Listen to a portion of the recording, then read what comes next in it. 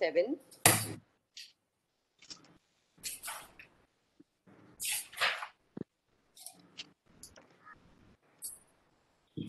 So I'm reading it out. Karmaneva adhikaraste. कर्मण्येवाधिकारस्ते मा फलेषु कदाचन मा कर्मफलहेतुर्भूः मा ते संगोऽस्त्वकर्मणि.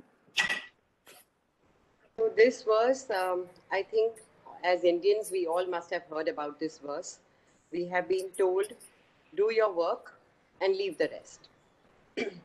Now this verse, I think if we have understood this verse, then we've understood the whole Bhagavad Gita. Now what is this verse saying? This verse first says, Karmaneva adhikaraste. Your adhikar. What is an adhikar? A right to work. So let us take a day-to-day example of, say, voting. We have a right to vote. We are a citizen of this country, of a democratic country, and we have a right to vote. So the first question is, should I exercise the right? Should I exercise the right? Yes, it becomes my moral duty to go and vote. Should I say, why should I vote? What difference will it make? So when you have a right, you have a responsibility. So rights come with responsibilities. So I have the right for action, any action. I can do any act. But I don't have a right on the fruit. So now one thing that every action is first going to give me a fruit. But I don't have a right on the fruit. So should I still work? Yes, because I have a moral responsibility to work. How should I work? Should I just go to the polling booth and just press any button and say, okay, I've done my job? No, when I have a moral responsibility, I have to see that the work is done efficiently. During the year, I have to think that I have this right. Whom should I vote? I have to discuss, I have to be aware of what's going on in me. All that becomes my responsibility. So all that is my action. So I work with a moral responsibility. And verse says, Ma karma phala heturvu. So what does that mean? That when I do a work, the karma phal over which I have no right, that should not be the cause of my action. Every action is done because there is a reason for that action. There's an origin within me which prompts me to do the action. So the phal, which is the fruit of the action, should not be the reason for me to do the action. The reason for me to do the action should be that it has to be done. There is no other reason. It's a moral responsibility, and I simply have to do the action. But now I have no control over the result. So should I still do the work? What will happen if I don't do the work? How am I important, one single individual going for a vote? So I am important because when I exercise my right with the best of my intelligence, when I think and I do the work, then I add to the law and order of the universe. When I don't do my work properly, I add to the chaos of the universe. So again, I have a moral responsibility to that. Now the last line says, Ma te sango asti akarmani. So now sango is attachment that we would understand, but what is this akarmani? Akarma. I do the karma. So what is the akarma? Is it freedom from action? Is it no action? What is that verse trying to tell me? So in Vinoba's translation, he says akarma means sannyas, giving up of all work. But when I give up also all action as a citizen of the world or as a householder, do I have no responsibilities? Do I have no duties? So in other words, he says there is really no freedom from action, and I should not even be attached to not being active or being inactive or having, if I have sannyas, if I have taken up to sannyas, then what is my ultimate goal in sannyas? My ultimate goal would be liberation, moksha. So there is no attachment even to that. I am not even interested in moksha. I'm not even interested in a desire for freedom from action. I simply do whatever is in front of me, whatever I am supposed to do, which in other words is called swadharma. So we can look at it from angles. And I would like you all to share your views and um, share how you have understood this verse, Karmaneva Adhikaraste. What do you mean by this? What do you mean that do not look at the fruit? How is it that we look at it?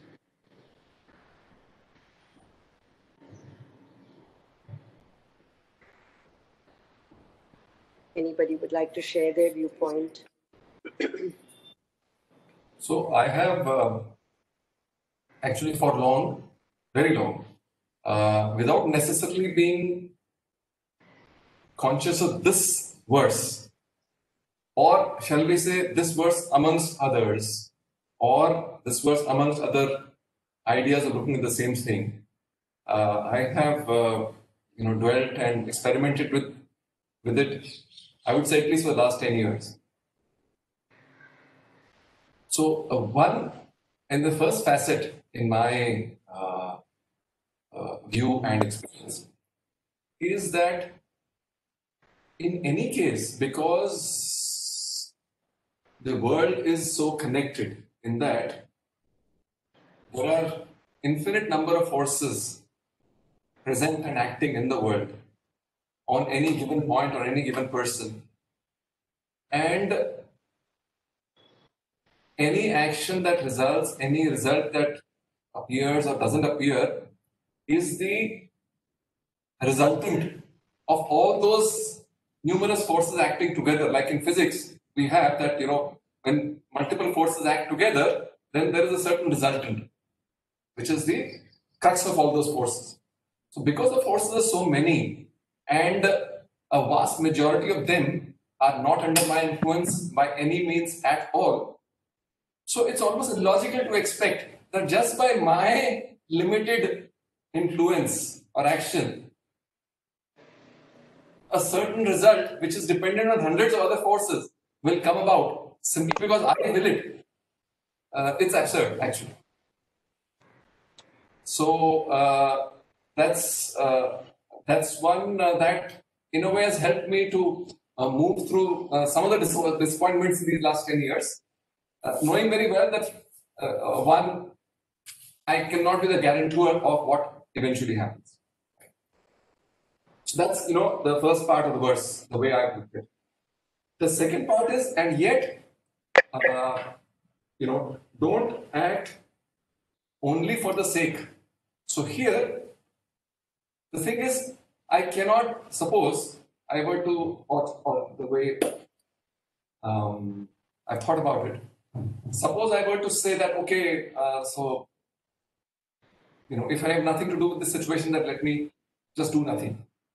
Now, my doing nothing is actually not possible, because at a certain level, particularly the gross body level, there are several activities that are going on in any case. I am breathing, my heart is beating, all of that is happening whether I will it or not. So action is happening anyways. So for sure, therefore, some action is bound to happen from my end, whether I like it or not. Now, when action is bound to happen, then let me anyway go ahead with the action that is suitable. And what is that suitable is Swadharma. Sorry, what is? What is a suitable action is Swadharma.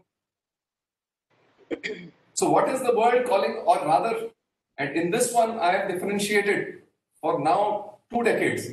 I have differentiated between what the world is calling out for me to do and what my own being is calling out for me to do. And there is a certain difference between the two. And I think that's a very significant difference.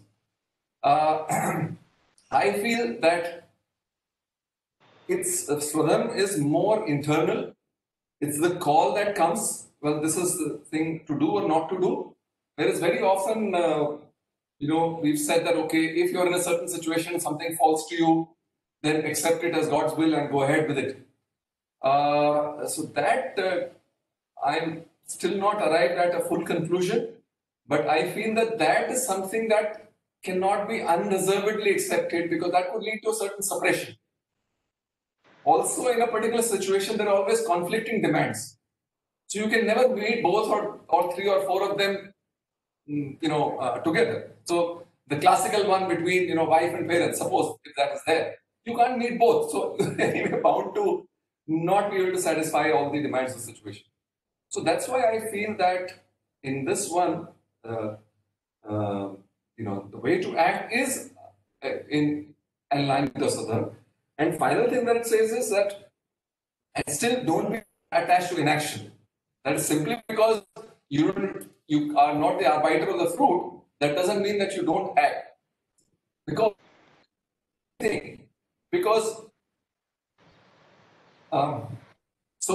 when we बनाते हैं घर में, तो उसमें नमक भी पड़ता है, मिर्ची पड़ती है, दाल भी पड़ती है, छाछ भी होती है, रोटी भी होती है, चावल भी होता है.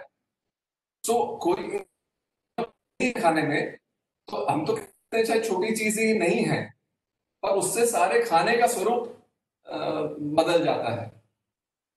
Right? So while namak, it's a necessary but not a sufficient condition for nutrition and a tasty meal. So we have to do it as necessary and allow other forces to provide other necessities so that eventually, hopefully, it becomes sufficient and delivers the result. But here again, it's for nature to determine. Okay, so good. So that's the way I have looked at, drawn a lot of support and inspiration from this verse and similar verses, in particularly the last 10 years. So what do you have to say, Ashutosh sir?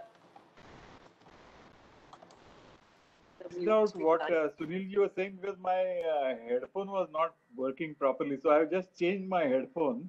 Okay. So I couldn't catch what Sunilji was saying. So I'm sorry, but Sunilji, would you kindly summarize what you were saying? Yes.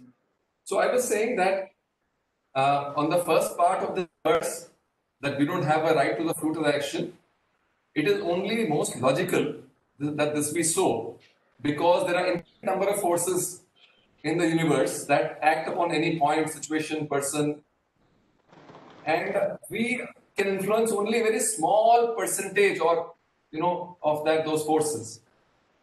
So what the resultant is, we are in no position to determine. So therefore, to say that we can determine the entire result is absurd. Second, the fact that you must still continue to do what you can do. You should, don't be bound to inaction. Is that every little thing, for every result, there are multiple things that go in, and you have to provide what is your bit. I gave the example of a meal, thali, whereby so many ingredients go. So each ingredient, while it's a necessary condition for the tasty and nutritious, but it's not sufficient. In the same way, all of us have to do what we can and then allow nature to kind of put it all together and hopefully deliver. Right? And also, you see, it's a very, as the saying goes, whatever happens is eventually for our own good. So our perspective is limited, and when often the results that we hope for, very soon later we actually regret. We regret, why didn't we ever hope for it? I hope I get married to this girl. And 2-3 years later, I say, oh my God, Lord, misfortune. Right? So therefore, we have to act from our Swadharma. So that way there is, so we've done our bit in line with the inner core, and therefore then we leave it to the rest. And also we can't desist from doing our bit, because at the gross level, commit to action, like it or not. Physiologically, we are active all the time, even when we are resting. So action is happening anyways.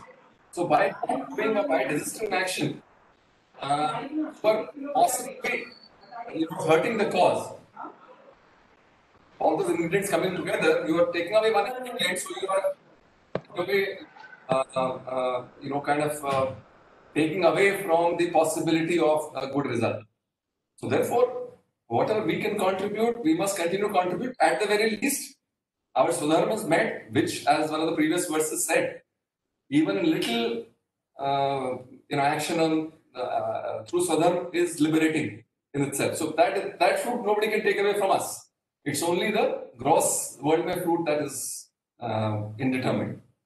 So therefore, that's the way I've kind of looked at it. Thank you. So what would you say? What would be your views? Right. See, when the word adhikar has been interpreted in two ways. One is right, and the other one is control. And yeah, so when you were explaining, you used both the words, right as well as control. Power, yeah. Right. So, looking at the time when the Bhagavad Gita was written, it is not very likely that the concept of right as we understand today was prevalent at that time. True. And so the word control seems to fit better. Now when we, yes, it is very true that I have control over my actions, but I cannot determine entirely by my efforts the outcome. Now, I have a very interesting conversation I have had whenever I have quoted this verse, and that is from the workers, that I will do my job, but what about my remuneration? What about my emoluments? Do I have a right to ask for it or not? That is what the workers and trade unionists would say. There was a very interesting situation which I went through when I was doing my doctoral work in one factory. The workers in one section, there was a boiler section, boiler manufacturing section, and there was the other steam components section.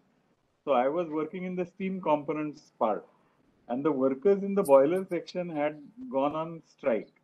They said that we must get so much of rise in our salary, otherwise we are not going to work.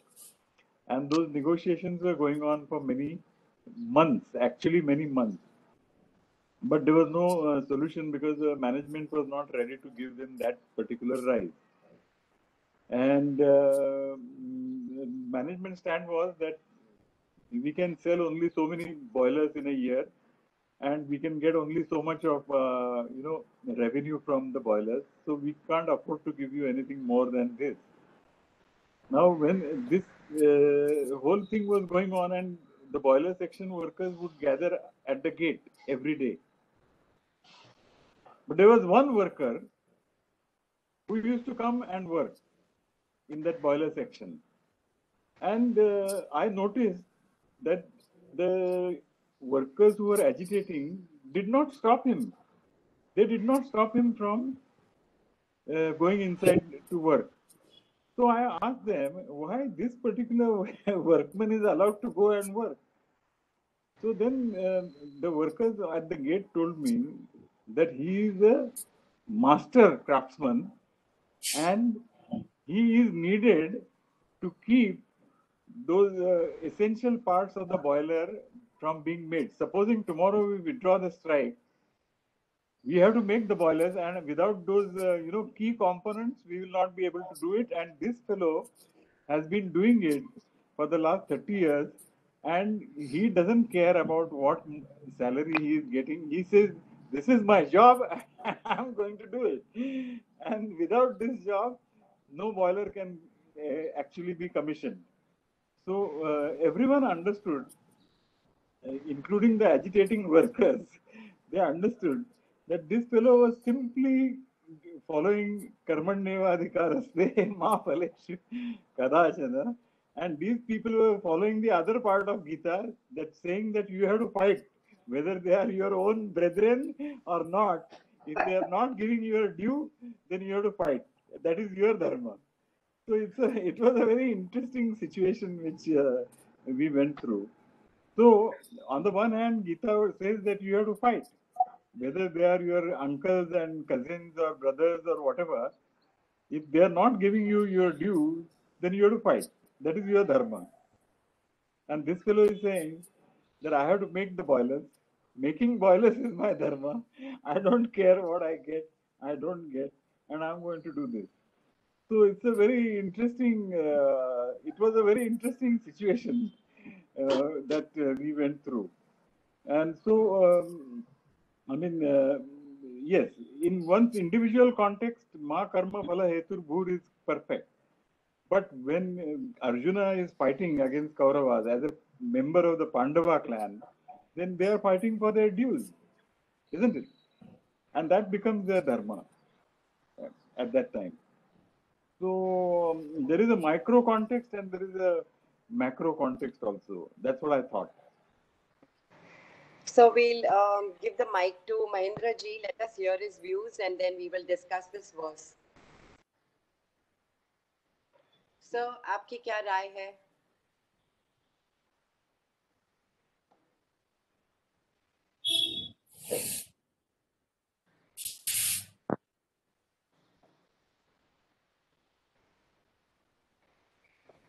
This is probably the most exposed verse of Bhagavad Gita.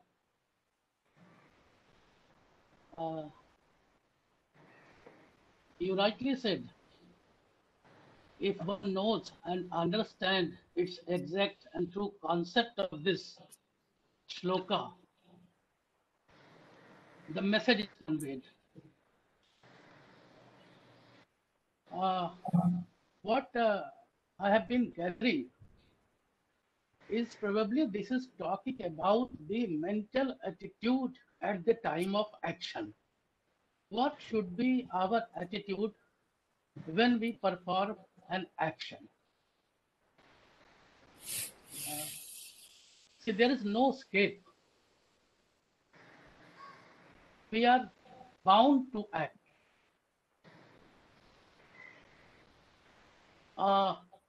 Without knowing the fruit of action, how can one work? That is also a difficult proposition. Ashutosh rightly said, what about the salary if I'm working? Who is the person who will not expect about his salary when he is working? 100%. There can't be an exception. Now the issue arises whether I should have an aim of the salary when we perform the work allotted to us.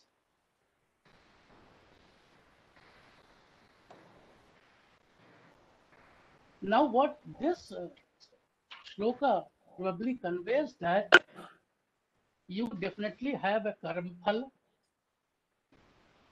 You are not performing only for that. You must perform your duties, your dharmas, your action. The phal is bound to be there. So the action with a total detachment towards the fruit of action, I think that's what the shloka wants to convey. Now this attitude has to be cultivated by and by in each and every work, whatever we do. I think I will stop here. Okay. Fine. Sabir bhai, would you like to say something? Let us go ahead. Let us. Okay. So I think we have to really understand the shloka. We really need to think again about the shloka. When, sir, you brought out that example of the factory worker and about Arjun, there is no difference. Arjun also at the individual level, it is at the individual level of Arjun. He is a warrior, he has to fight. Arjun is thinking, you see, when he says, Ma Faleshu Kadachana, what does it mean? That I don't have to think about the result, but yet I work because it is my moral duty. I have a control over the action. Right, sir? You used adhikar in two ways. I have a control over the action. So, should I How do I exercise that control? Should I just do anything? Should I not use my intellect? I have the power to give the factory worker wages. I have the power not to increase his wages. What should I do? Do I not have a moral responsibility? Should I just exercise any kind of control? That's very important when I say that I have a adhikar, even whatever way I use it. But I have a choice, and that choice is going to determine the result. Right? That choice is going to determine the result. So the choice lies in my hand. So whether I do the action or no, I have a choice. Now that choice is going to determine the result. Arjun's choice is that if he fights the war, the result would be he will lose a lot of relatives. Correct? But he has to fight the war because he has to look beyond himself. He has to think in a larger perspective. Why am I fighting the war? What is the reason for the war? Is it a personal reason? No, it's not a personal reason. I am fighting the war because I have been born a warrior. I have this situation. I am in the battlefield. Now I have a choice whether to go away or not to go away. So if I go away, then what is going to be the consequence of that? I don't know if we remember what Jaikumar ji said. He's not here today. But if we all remember, on the first day, he didn't come. And on the second day, when he shared about Bhagavad Gita, he said that I left everything and I went away. And over there, all thoughts kept coming in my mind. And then I came back. So if Arjun had also gone back without fighting the war, all these thoughts, see, because he was not a clear-headed mind. He was not a clear-headed person. His mind was not clear-headed. He would have been, what would he have done in the jungle? Would he have become a sannyasi? Do you become a sannyasi by giving up action? How do you become a sannyasi? By giving up the thought. Mahendraji put it very rightly, that detachment, that attitude has to come in the mind. So Arjun maybe would have made arrows over there. He may have killed the wildlife over there. We don't know because his passion was there. It was not that it was only in that moment where he is overpowered by attachment. And that is clouding his intellect. We'll have to think about it very well because now, let us take this example of this factory worker. He works in spite of, not getting a hike in the wage.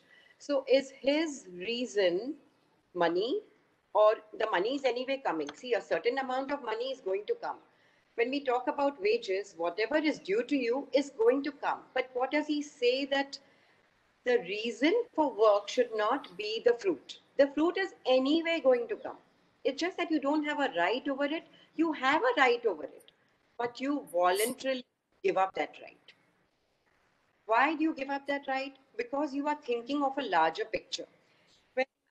See this line which says "Ma phaleshu kadachana." When I don't have a right over the result, what does it mean? Sunilji said that what does it mean when I don't have a right over the result? That there are many forces who are working towards the same thing. So I cannot say, I took this example of voting because when I say that I have gone to vote, is my vote going to determine the result? Not only my vote, but the votes of so many people are going to determine the result. So I am a part of the whole. When I am a part of the whole, I have my individual place. I have the place of salt in the food. Now the salt gives me no nourishment. Okay, it gives me sodium, right? But okay, it gives me nourishment. Let me say that. It's a small thing, right? But I have my place. And I should stay in my place. I should not push around. If I put too much salt, then I cannot eat the food. So if I have my place, I am a part of the whole. This gives a lot of confidence that I am a part of the whole. I am a part of the divine. But at the same time, I don't exceed that limit. I stay within my limit. I don't increase my eye sense. So as in the salt, if he says, okay, I am the most important and I put more salt, will you eat the vegetable? So this is what is happening in the world where everybody is trying to push their I. the reason for the work is becoming because I want it. The reason for Arjun not fighting the war because my grandfather should not die. Let us take Arjun individually. See, Krishna came into Arjun's life much later. Who came into Arjun's life first? Dronacharya. How is it possible that he kills his teacher? But he's thinking from his point of view. He's not thinking that I, as a soldier, has to fight the war because Duryodhan is an evil person. I have to establish law and order in society. And for that, if my uncle and my teacher have to go, well, so be it. So if we go back to this voting example, if my relative is standing for election, should the reason of giving the vote should be my relative? Should I exercise my right? Should I blindly vote for my relative and not think of the larger good? What should be the reason for my going there? Not think that I have to think of the country as a whole, and whoever is the right candidate, even if he doesn't come to power, I exercise my power to vote for him for the greater good. If he doesn't come into power, it's fine, but I have done my bit. And when I have done my bit, the satisfaction and the joy which comes, nobody can take that. I live in that joy. That is the fruit. I live in that joy. Even if I don't want that joy, I will live in that joy. So let us take it in a material world where I am the boss and I earn the money. I have the money. The workers are working for me. I get all the money. Should I enjoy all the money? Well, what should be done with the money? Should I indulge? Are the workers there for working under me? They are working under me for what reason? So that I should indulge? Or they are working because collectively we do something for society. I create something and I give it to society. Is that worker working for me so that I enjoy? What is the reason? That I need to be very clear about. What is the motive? What is the hetu? What is the cause? What is the origin of my action? Is it the phal that I enjoy? I get money? So I go back to what, in this chapter only, he will give us the model of the Siddha Prajna. Now, for me, I have seen Dr. Jaydev working. Now, Dr. Jaydev ran the institute. There were so many classes. We have Asan class, we have teachers training, we have camps, we have so many things. We have the bookshop, and we have a variety of things going on there. Now, I know how much he used to take per month. I shouldn't be sharing all these things in public, but I know how much he took per month. And if I actually let out the figure, it'll be a shock. Because he said that is enough for me.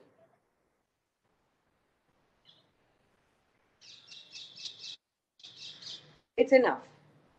I need few clothes. I wear those many clothes. I need food. I have a right to it. I enjoy the food. Whatever is legitimate, I take. I eat food. I wear clothes. I have a house. I pay my bills. Now, what beyond that?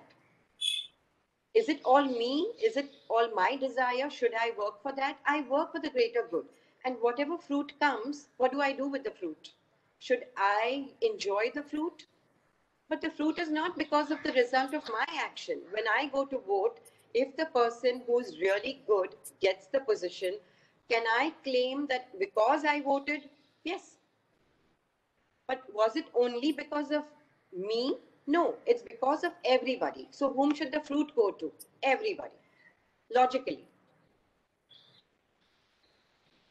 Very true. You see, let us take the example of Ramayan. There is an episode, it's a very beautiful story where the monkeys are building Ram wants to go to Lanka and the monkeys are building the bridge. So the monkeys are huge, the bears are there, and they are taking huge boulders and they are throwing it into the sea, and the bridge is being made. And there's a small squirrel which is running in between and carrying pebbles and sand in his mouth and going there. And the monkeys get very annoyed because he's just scampering on the floor and he's coming in between. And they tell him, move away from here because you may get crushed under our feet. And anyway, what are you doing here? Why are you here? So he says, I'm also helping to build the bridge. So they laugh at him, they mock at him, and they said, how can you be here?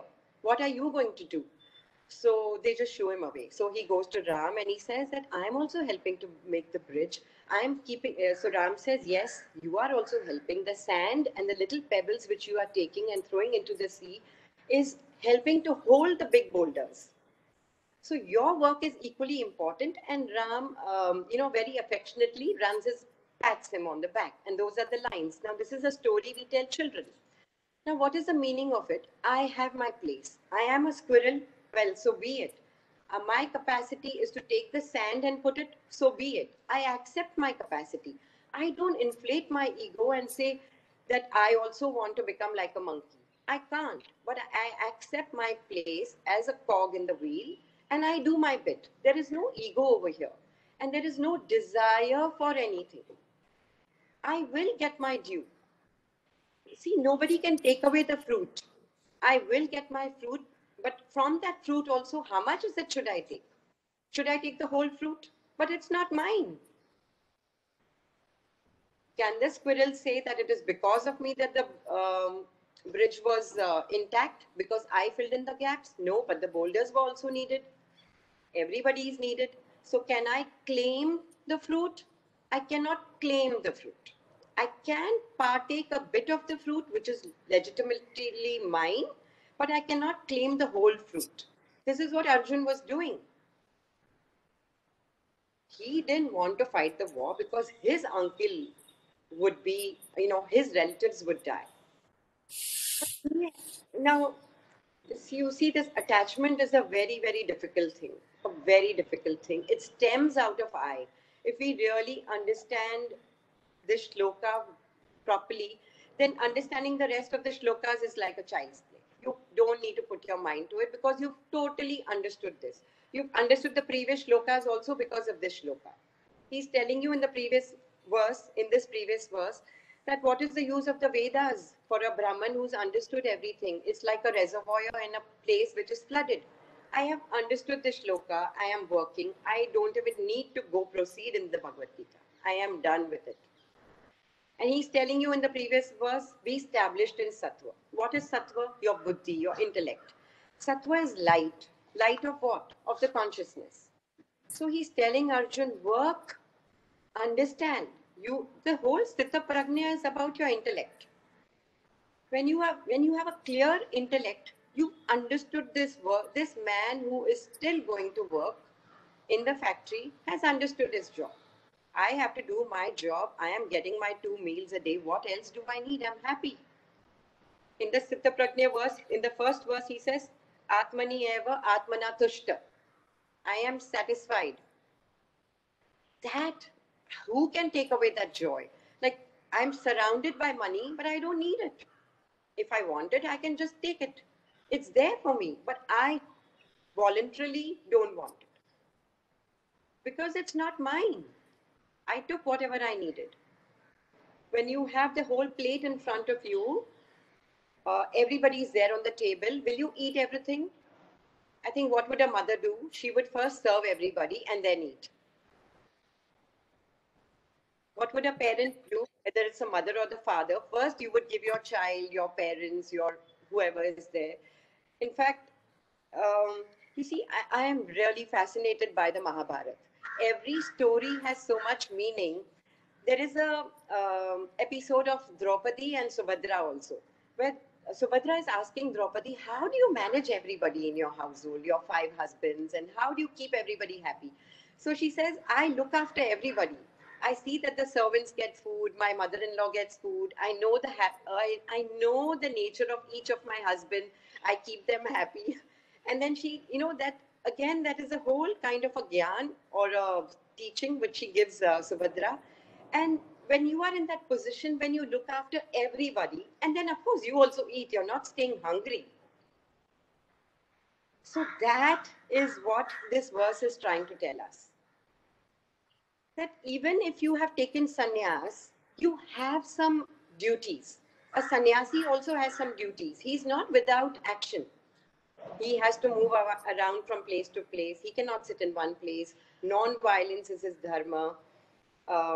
being kind to everybody is his dharma, bringing out some literature for society is his dharma, spreading good is his dharma. He has to do those actions. He cannot just sleep and say, I don't want anything, like I'm not supposed to do anything. I can't. If the sannyasi is called for certain action, if there is a need, he has to come back and do the action, because just because he doesn't have a family, he is a part of the universe. He is a part of society.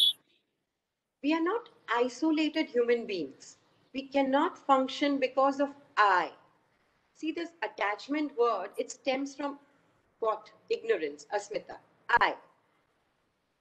I cannot function because I want to do certain things. I have to function because I'm a part of the large and I must do it.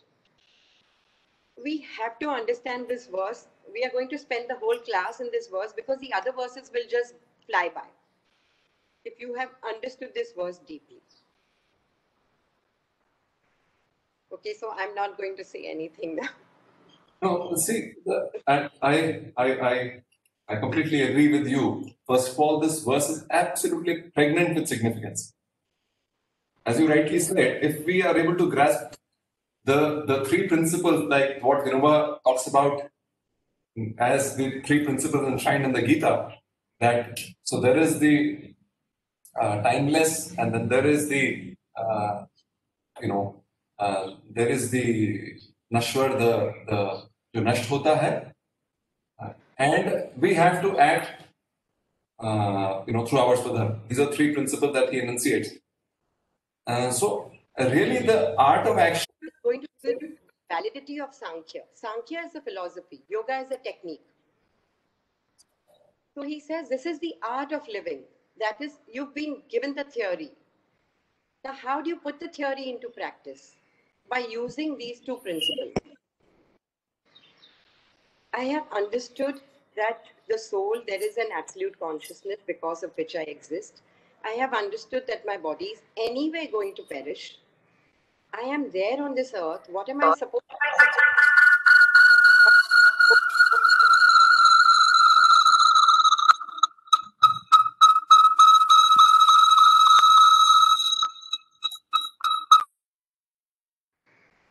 When I understand what is it that I'm supposed to do with my body and mind, what am I supposed to do with my body? Am I supposed to pamper my body? Why do I have a mind? To pamper the body? I have the mind to use the body correctly. So Vinoba is saying this is the art of putting into practice. If you have not mastered this art, then you have not understood how to live life. Then you've not understood those two first principles also. You've just read them, but you've not understood them. If I have deeply understood that my body is anyway going to die, anyway I'm going to become old, then what am I supposed to do with this body? Am I just supposed to feed it, wear good clothes, eat good food, meet friends, go places, travel, do whatever I want? Why do I have a mind? To indulge? No, to guide me through these situations so that with the instrument of the body, I reach the highest. What is my goal? What is my hetu? What is my purpose? What is the motive behind the action? That hetu word is important. What is the cause of my action? Is it rajas? Is it pleasure? The cause of my action, is it tamas? Is it inaction? Am I just lazy and not working? Am I depressed? What is the cause of my action? I'm clear about it. That if I do this action, I will fulfill what I'm born for. If Arjun is born for a certain reason, that thing is getting clouded by killing. I actually don't know if I'm able to express myself. So what would you say, Bhupatkar sir? Are you clear about this? Is it getting clearer? Yes. What you're saying is that this verse has come after Nitya Sattvastha, Nirdvandvo Nitya Sattvastha, Niryoga Kshema. So after that, this is coming, and then Yavan Artha Udapane.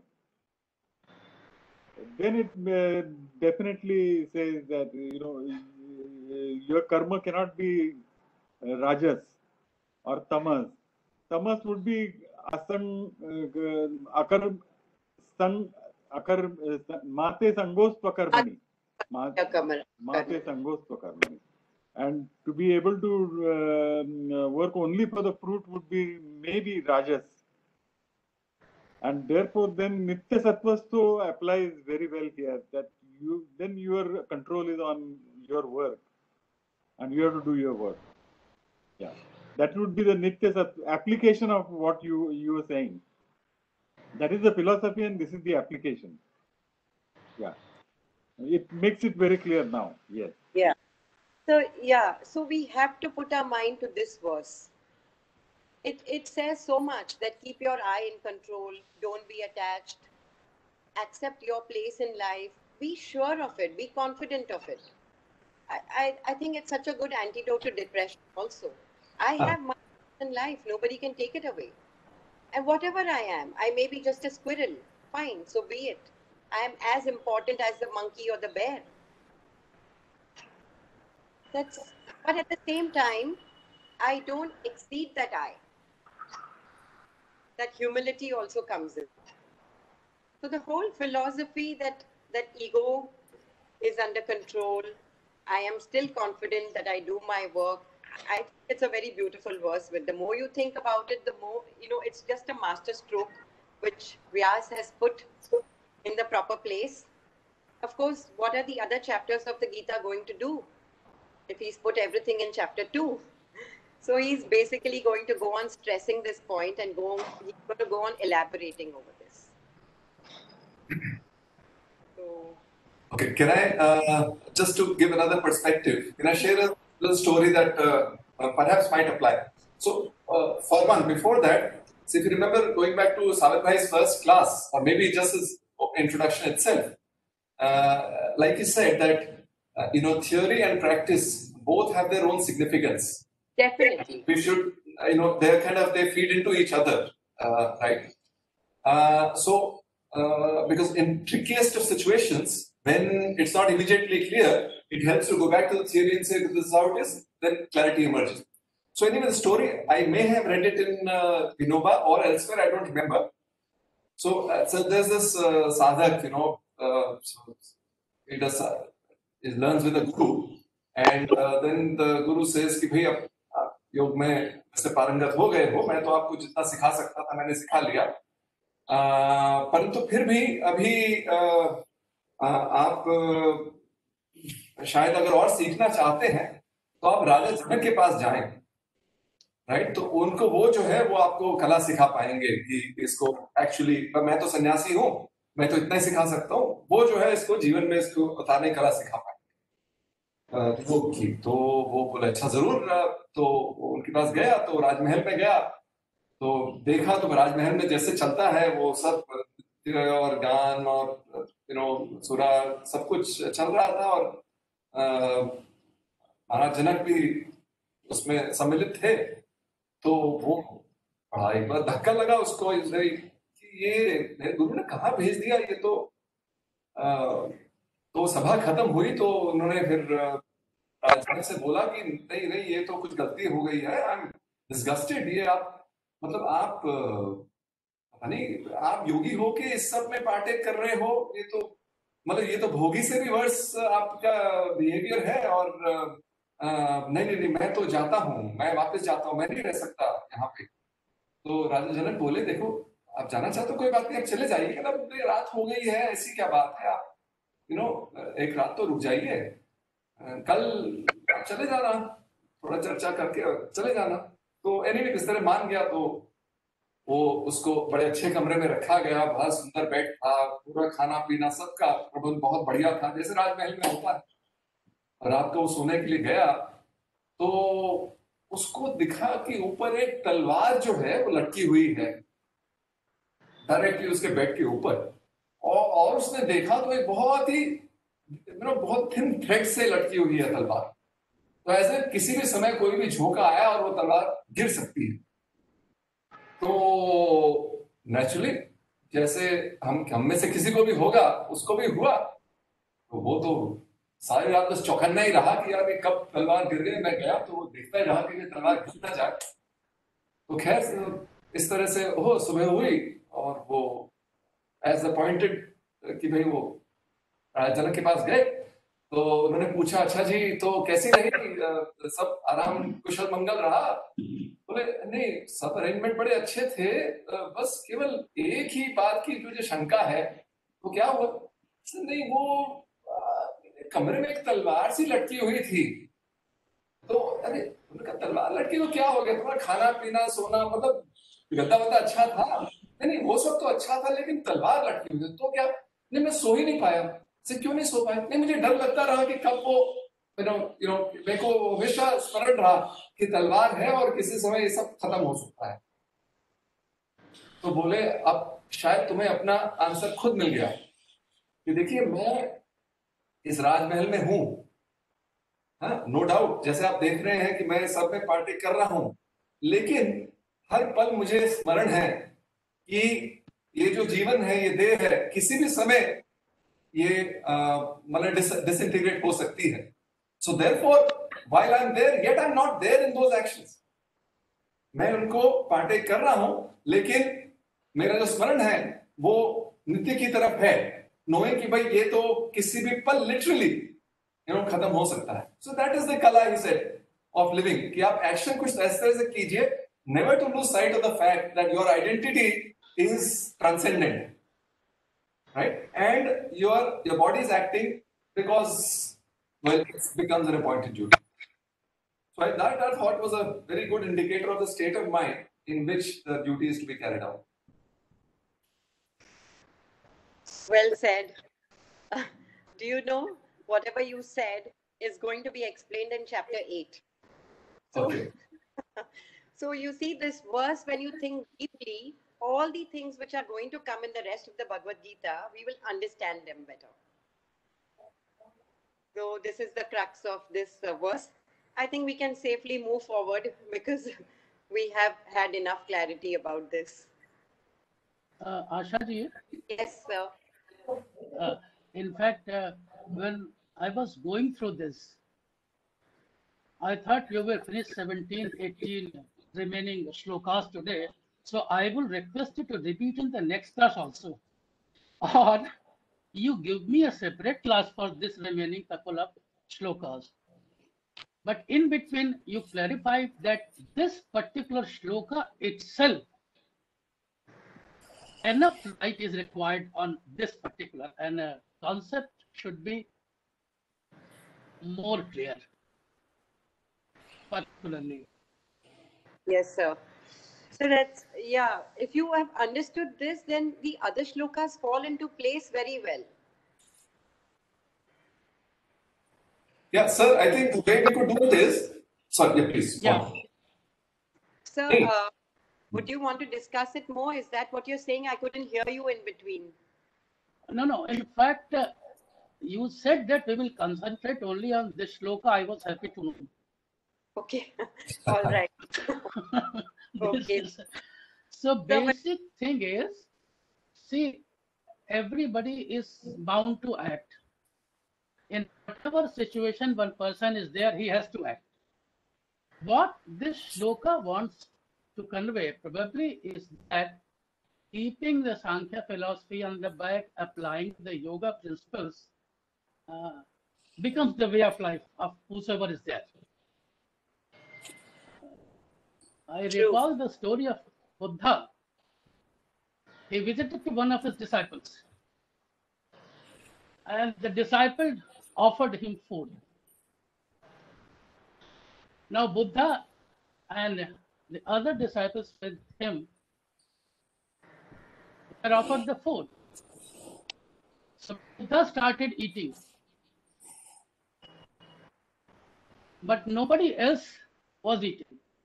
None of the disciples were eating, and Buddha started eating, and he ate. Then after some time, one of the disciples, he said, "Sir,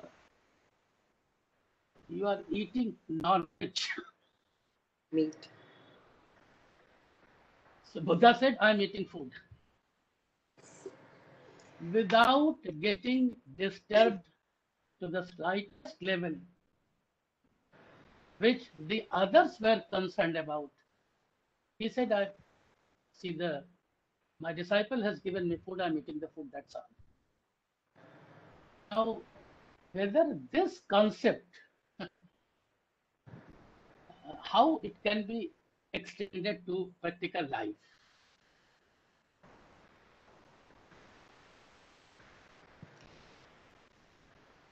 Okay. So is that a question? Yes. So this word mate sango asti akarmani. Do not be attached. See, this attachment is, we're not stuck up on anything. I keep moving. Charevayati, charevayati. I just keep moving in life. Now, this story of Buddha, which you just narrated, at that time, I have also heard this story, but it was at a time when there was no other food available. And that food was available, and so it was to nourish the body at that point of time. They were hungry, they got the food, and they just ate it. Because at that point of time, Buddha did say it is food. Had he not eaten the food, maybe he would have died. Well, it can be whatever, but at that point of time, it was nourishment for him, it was food for him. Why do I eat food? To nourish my body. At that point of time, he was not in the village or in the city, he was in the jungle, and that was the food available, and so he ate it.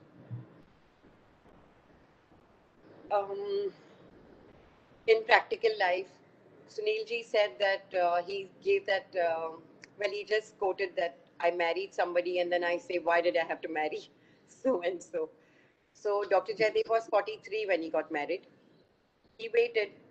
There were so many proposals. He was a very good looking man. Sunilji, Mahendraji, you all have seen Dr. Jaidev.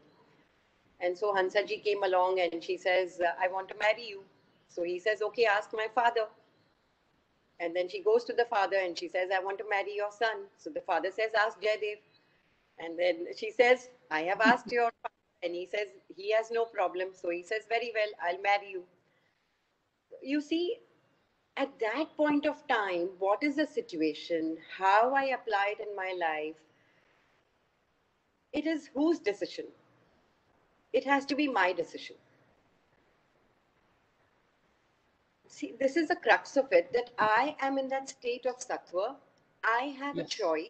I have the adhikar, that I have it, that we are using this I, because I as an individual have it, has it. So I exercise it. So how do I put these things into practical life is that I get my mind clearer and clearer by repeating this theory every day till it becomes a part of me. When I have understood it deeply, then I understand also how to apply it in daily life. Then if a thing comes in front of me and I per se do not like it, it's because of my dislike. Yes. Buddha did not exercise like and dislike in this particular story. For him, it came in front of him and he took it. So, I don't know if that would be a good answer to this, that at that point of time, how the situation comes, this war also has come as a result of many, many small situations. The Pandavas put in the Lakshagriha, the house of wax. So it was an attempt to murder. They were called for dice. Yudhishthir also had that weakness for dice, but at the same time, he was a very moral human being. He could not refuse because it was morally right to accept the invitation to the game of dice. As a king, he was invited, and then it says it was his moral duty to accept it. So he goes there. He knows the man is cheating, but he doesn't have the capability to play the dice in that way. So he loses, he loses, he loses. He is under the delusion. His wife is disrobed. There are many, many small situations. His wife that wife being disrobed is not a small situation. So the result, the reason for the war was a cumulative effect of so many situations. And then he says, I don't want to fight the war because I'll kill my uncle, which is absurd. So what is he supposed to do in that situation? What is required is that clarity, which will come as a result of every day living in a proper way. So every day doing some kind of a study, which becomes my duty. Every day, just like I nourish my body, every day I nourish my mind with the correct thoughts, and then I am clear as to what I should do. Yes, that's correct. That also went through this dilemma where his father keeps him confined to the palace. He's not allowed to go outside the palace. But the day he goes, he comes back and he cannot sleep at night because his mind is filled with questions. What is this life about? Why am I here? What is the purpose of life? And then he goes and gets the clarity. And in that clarity, the meat, the non-veg food and the veg food, it just appears food to him. In one of the verses in the Gita, it says for him, a clod of earth and gold is the same. There is no distinction for him. So we go back to the Hatyog story, Sabirbai, of Matsyendranath and Gorakshnath, where Matsyendranath has been given a small piece of gold. And every time he's asking Goraksh, Goraksh, is there any cause for fear? So Goraksh looks around and he says, no. Then they go for a bath. And then he removes his clothes and he gives it to Goraksh. And he looks around and he says, Goraksh, is there any cause for fear? So Goraksh is wondering, why is my master asking me, is there any cause for fear? So when Matsyendranath goes for a bath, Gorakshnath is, opening his clothes and he finds this piece of gold and he flings it into the river. And then again, Matsyendranath comes out and says, Goraksh, is there any cause for fear? He says, now there is no cause for fear. You see, this cause for fear is this attachment. Suddenly, Matsyendranath, after being such a great yogi, is got attached to that small piece of gold. And Goraksh simply throws it. For him, that gold doesn't matter. So for Buddha also, that meat and vegetarian food, it's food. It's a time for food. He doesn't eat out of a desire for food because he's meat, he's some good tasty food. I like food. See, my for the food very often is the desire for food. Yeah. So this duty idea is all the other verses are going to elaborate. They are just going to reinforce these statements mentioned in this verse.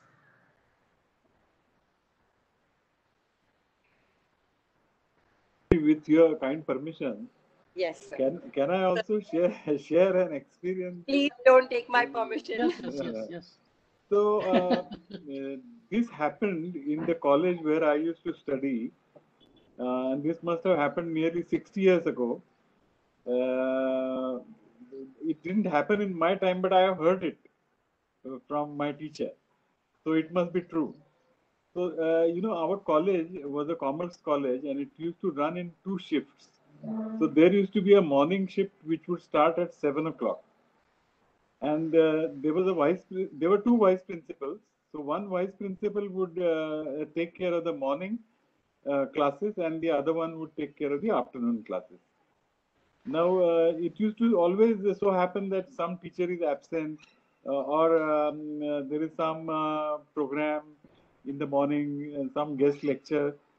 So the morning vice principal used to be there at about 5 minutes to 7. Now, and he had worked in the college for about 30 years. And his wife was ailing. And it so happened that she passed away on a particular morning at about 6:30. Now, this vice principal thought for a while, and he told his neighbor that he'll be back. He'll be back by 11, and his wife has passed away. and he covered her body, and he said, I have to go, but I'll be back by 11. And he went to the college, and he made sure that all classes were conducted as per schedule, and made all the arrangements. And then after that, he told the principal that my wife has passed away, and now I have to go home. So this was his kind of commitment to duty, and he didn't look at in that sense, karma phala. I have to do my duty, and he could have easily, of course, in those days there were no telephone facilities available. He could have sent a message to the college, but he didn't think of that, and he performed his duty, and he said, "This is what I have learned from the Gita." Very true. So we also see in this story that my wife passed away. She anyway passed away. I being there, but I being in school or in college, I'm going to be monitoring so many other people, the greater good and my personal good. The same story Dr. Jaydev often told us of Sardar Vallabhbhai Patel, him, that he Yes. was in court one day and he was fighting a case, and one person comes and gives him a piece of paper. So he reads the paper and he puts it in his pocket. And after the court is adjourned, he sits there on the bench and he starts weeping, he starts sobbing. And so his assistant comes to him and says, "Why are you crying?" So then he gives him the paper, and it reads there, "Your wife has passed away." So he finishes his job, and then the mourning has to be done after that. See, the time to mourn also is important. We have to understand this deeply. That's my personal loss, but if I don't attend to this duty, it's a greater loss. Bhishma and Drona dying is a personal loss, but if I don't do this duty, it's a greater loss. So when I keep reflecting, see, Vyas has put this story, it has a meaning. It can't be meaningless. We cannot say that Arjun did a wrong thing or he was, it has a deep meaning. So the only thing I can go on repeating is that we have to reflect over these shlokas. Yes. We have 15 minutes. Shall we? No, sorry. We have only 4 minutes. We actually have taken up the whole class for this. So the next class would be, we will be just going through the other verses. If there are any questions, we can ask, but we will just go by because now we understand the verses properly. Does Sabir Bhai have something to say?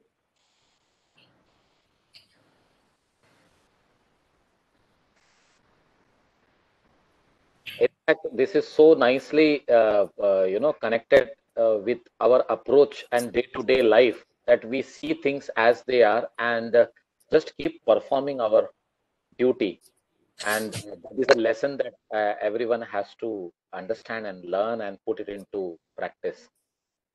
That is more important. So I feel, yes, this learning has been happening. It is again and again a reminder for all of us. Don't get stuck up with something around you, but rather keep connecting yourself to that understanding which will take you ahead. It's fantastic. In fact, today's stories, in fact, you won't believe that I have written them down. No doubt the recordings will be there. But this opportunity comes in our life, where we have to, give such kind of quotes or stories or metaphors to make people understand. And for a teacher, if such kind of things comes in front, he is the one who is first to grab it and understand how I can make my student understand these things by going through it. So Okay. thank you, ma'am. Well, so this story is, of course, for narrating to students, but the stories have to be applied. Applied. Yes, of course, it has to be applied. See, we never know when these situations are going to come up in our life. They just come up. the coronavirus has just come up. And how do we deal with the situation is through our past memories, through the learnings, through our past experiences. So every situation we go through life is not meaningless. It may appear meaningless at that point of time, but we deal with it and we gather the experience, and the experience comes into use at a later stage. Very true. Yeah, so that is important. So life is not a journey of meaningless episodes. Every situation, every episode in our life has a meaning, and we derive something out of it. I think so. We've done enough talking today. We can end today's session.